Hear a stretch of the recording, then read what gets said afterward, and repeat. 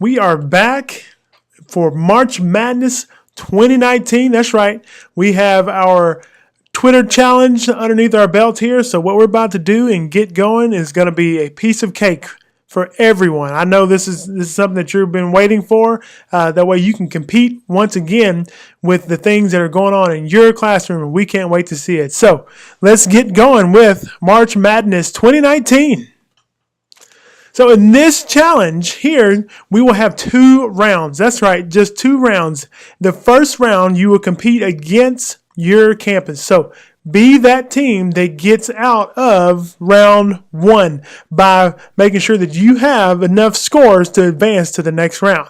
Only the team with the highest points will be able to compete in round 2, which is our district tournament, and the teams from each campus will square off in a winner-take-all battle with all the different points accumulated throughout this March Madness competition.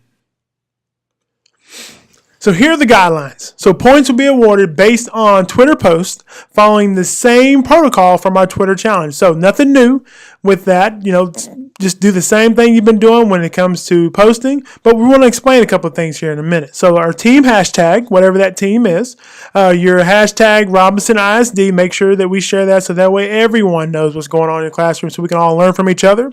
Your campus Twitter handle, and then evidence of strategy being used, picture or video. Now, here's what we want to make sure that everybody understands. So that brief explanation of why it was useful and how another teacher could recreate it in their classroom. The reason for that behind this whole thing is this is about us sharing, and this is about us connecting and learning from each other through our Twitter platform that we use here at Robinson ISD. If you are posting, think about how can a teacher learn from what I'm posting from just this picture or words. In the beginning, we had 470 tweets in our very first week. Out of those 470, I think we only counted 220 because of the criteria. There was no way for us to kind of learn what was actually going on in the classroom just based off of the description or just a picture. So definitely make sure that you are tweeting enough information out there so that I can learn, you can learn, a teacher from another campus, another district can learn as well. So that's what we're looking for when it comes to that criteria in our guidelines and our tweets. Now let's take a look at the score sheet real quick here. Let's jump into that. So you'll see here, with our score sheet, here are your campus Twitter handles, if you don't know what those are. And they are evidence-based strategies used with pictures and video. So I'm going to jump on down here. So unlike our Twitter challenge, this here is all based on points. That's right. Everything is based on points.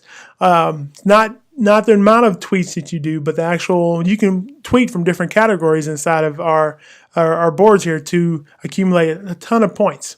So an LMS, which is our learning management system, which is Google Classroom, K through 3, and then Schoology are in our secondary, intermediate, junior high school campuses.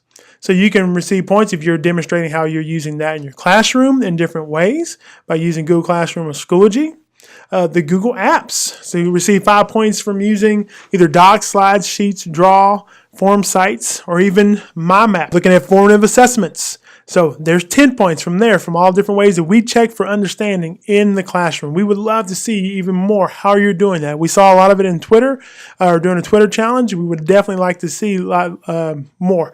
This link here will actually take you to a Padlet. Now this Padlet has formative assessment tools, low tech, no tech, and high tech that you can use to kind of give you some resources and tools to be able to use in this challenge as well. So definitely a place for learning. We'll be adding more things as well for you to be able to utilize and learn from and use inside the challenge.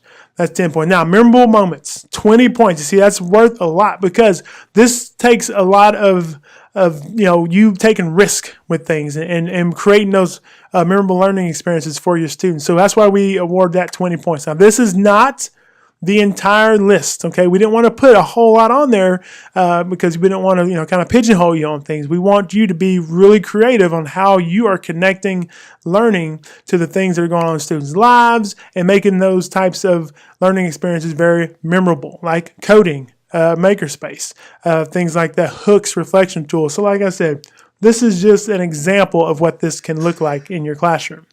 We have our TEKS resource system using the performance assessments. Those are worth 10. Eduphoria.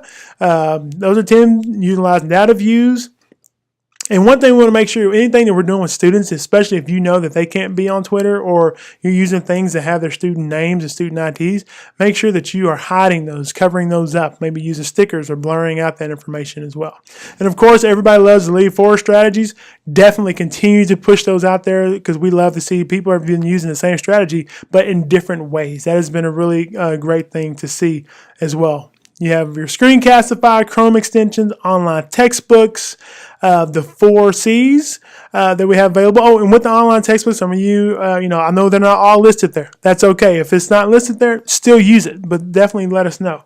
The 4 C's, the creativity, collaboration, communication, critical thinking. These are things you're doing in your classroom already, but we would love to learn from you. This is what this is all about. Let us see how you're using those 4 C's in your classroom. You have Flipgrid. Every campus has a green screen production room, so definitely go take advantage of that. Our district databases, like PebbleGo is not on there as well. That's one of our databases that students can use to research as well. And then, of course, at the very end, 30 points. So we have our shout outs because this is a big deal to us. So we saw this the entire time while we were doing this whole strategy for the Twitter challenge. We saw teachers learning from each other, but giving credit and learning and talking about where they got that information from. That, like I said, this is what this is all about, sharing from each other, learning from each other. This is huge. So we definitely want to reward you for shouting out to those different teachers, making sure you put at whatever their Twitter handle name is. That way we can follow them as well. Maybe we want to learn from them as well.